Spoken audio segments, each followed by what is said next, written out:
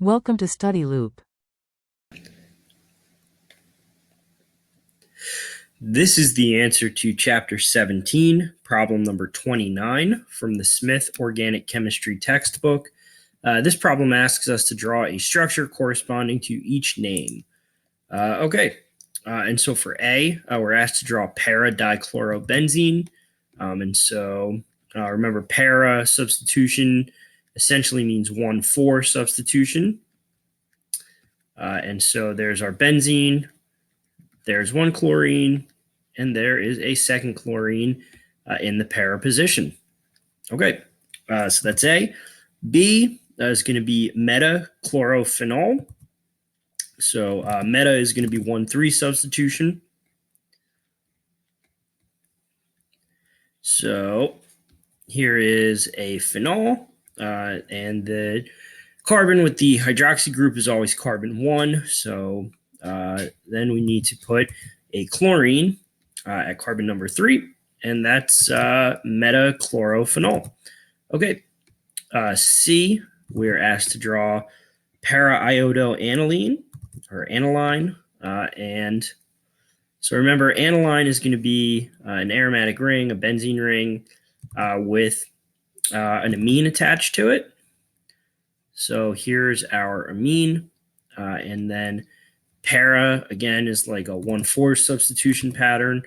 So para-iodo. So there's the iodine, para to the amine. Okay, so then for D, we have ortho-bromo-nitrobenzene. Okay, so as the name implies, we'll start with the benzene ring again.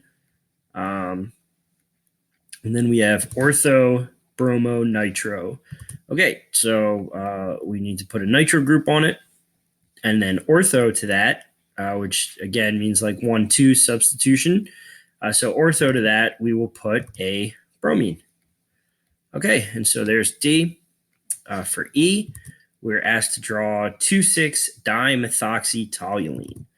Okay, and so remember, toluene is going to be a benzene ring with a methyl group substituted onto it. So we can put the methyl group here. So there's our toluene, and that's going to be carbon 1, the carbon with the methyl group on it. And so now we need 2 methoxy groups at carbons 2 and 6.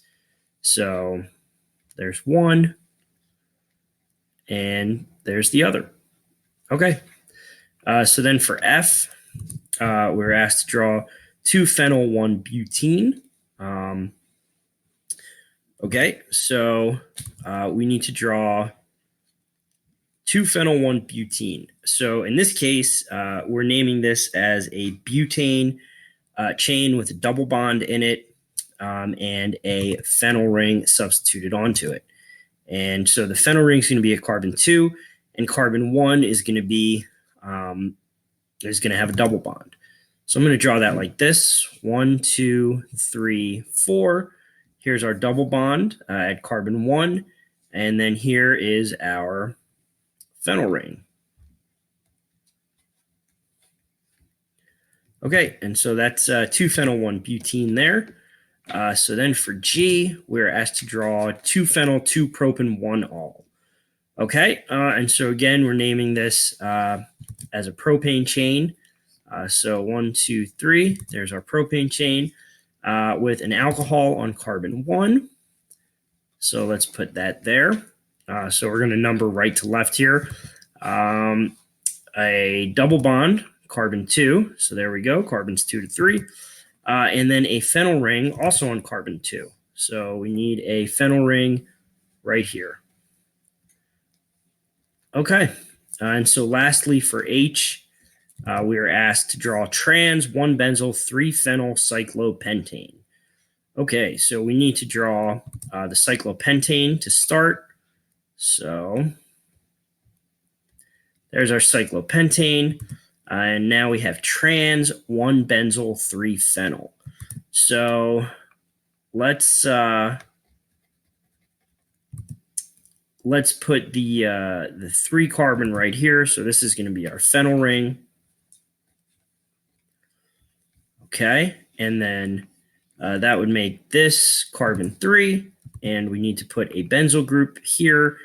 And remember, the benzyl group is going to be a phenyl ring with an extra carbon. So a phenyl ring separated by whatever it's substituted onto, separated from whatever it's substituted onto by one carbon.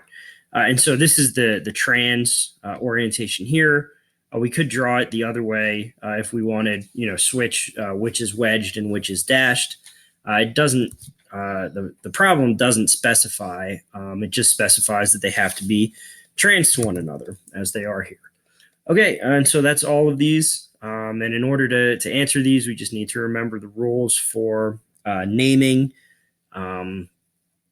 molecules with benzene rings in them, and then apply those rules to these 8 names that were given to come up with these structures.